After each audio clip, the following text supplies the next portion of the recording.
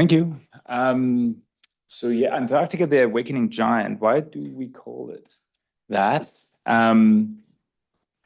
Antarctica stores 2/3 of all freshwater on Earth. So that's more freshwater than you can find in all rivers, lakes, groundwater, reservoirs everywhere on Earth. And that's locked up as ice in Antarctica. And if that were all to melt, it would raise global sea levels by 58 meters. Now, that's not what we're concerned about in sort of contemporary situations today. And we are fortunate that Antarctica is a dry, windy, and cold continent. But this is changing. It's warming and it's becoming wetter. So the awakening giant, where do we see signs where things are changing in terms of the balance between ice gained by snowfall and the losses due to melt and icebergs breaking off?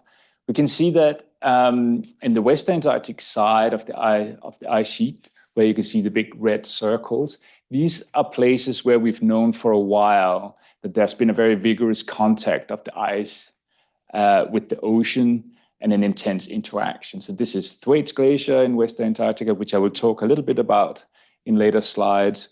We can also start to see some of these signals in the Australian Antarctic territory at Totten and Denman. And if we compare this east versus west, we can see that actually the numbers in east are sort of starting to look a bit comparable. And these are regions that have seen far less attention than glaciers such as Thwaites Glacier in West Antarctica, which has been referred to in some news outlets as the Doomsday Glacier. I think it goes back to an article by Rolling Stone magazine about 10 years ago, and it's sort of stuck since. It's not what we call it. But the reason that it's been sort of coined the Doomsday Glacier is that this glacier in West Antarctica has been known for over 10 years to have a precarious setting, a setting in which the interaction with the ocean can become unstable, and retreat of the glacier down this retrograde slope that you can see becomes deeper and deeper, that can become a self-reinforcing mechanism.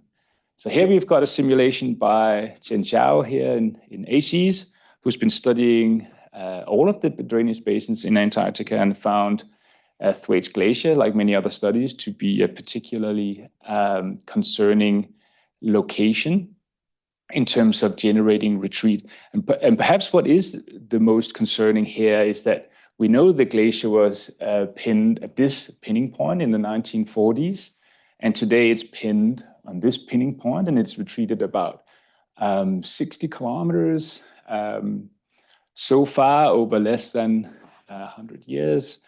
And if this glacier are to retreat another 40, so less than it's actually been observed to retreat, we hit that tipping point where the retreat becomes self-reinforcing, and there's really nothing we can do to avoid that.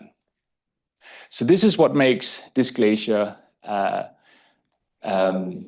precarious glacier. But there is good news in this, because it's not in all of our simulations that we necessarily get this runaway effect. It really depends on the nature of how we parameterize the friction at the underside of the glacier. And that's something that makes my life very difficult as a glaciologist, because we're trying to figure out what that friction is. This is not something we can easily measure from a satellite. It requires detailed observations about the topography and the nature of the sediment or the rock underneath the glacier. So if we have a relatively strong parameterization, we don't get that runaway effect. And the glacier sort of remains pinned at the current pinning point. So that is definitely something to celebrate. But we don't know whether that's which of these two situations we are really in today, whether we are in an unstable or approaching an unstable situation, or if we now have a stable pinning point. So that's why scientists such as myself go and venture onto the ice sheet. It's really important that we can do these types of in situ measurements.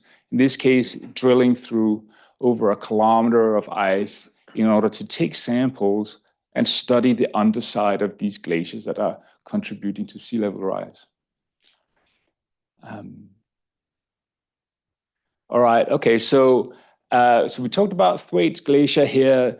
That retreat that I mentioned, the 60 kilometers retreat, that equates into an area that the glacier used to be pinned on, that's been lost, an area that used to provide friction to hold back the ice. That aerial loss is about 1,100 square kilometers. For Pine Island Glacier and other West Antarctic Glacier that's undergone quite significant retreat, it's also about 1,000 square meters of friction that's been lost. For the eastern side, for the glaciers in the Australian territory, these numbers are lower, but they're still on the order of 500, 600 square kilometers, areas that we can see that has been lost, areas that are starting to show signs of retreat, and retreat that we are worried about, because sometimes when we get a retreat from a pinning point, we can get an imbalance in terms of the ice gained and the ice lost, and that's why ice sheets can undergo these continuous retreat episodes where we lose all the ice in a drainage basin. So if we go to the latest report by the Intergovernmental Panel on Climate Change, you can see graphs like this about sea level rise. Until 2100, we are sort of on track to approach perhaps close to 1 meter of sea level rise, maybe little bit less with the current rate of change. If we manage to move into a better scenario or more green technologies and solar energy and have less climate change, we can perhaps end up in a situation where sea level rise is kept under 1 meter. But even on today's trajectory, we're talking about sea level rise on several meters by 2300. And the 2300 is because the reaction of the ice sheet to the heat contained in the ocean and the atmosphere is quite slow. But the flip side of that coin is that once things start, it's very difficult to stop. Okay, so the red dashed line that you can also see in IPCC sea level projection is a scenario that we don't think is particularly realistic at this point in time. So we may not need to really worry about those very extreme rates. But even without that instability here, we can see that we are approaching several meters of sea level rise over the coming centuries. Now let's have a look at sea level rise as it's been studied by records since 1995 until present day. And here, perhaps the most important thing is to just appreciate that this is not a straight line. This is a graph where you can see a curvature on it, right? So if you take the rate of change in the early 19s, that was about 2 millimeters per year. If you take the rate of change closer to present day, it's about double that at 4.5 millimeters per year. So there's definitely growing contributions to sea level rise.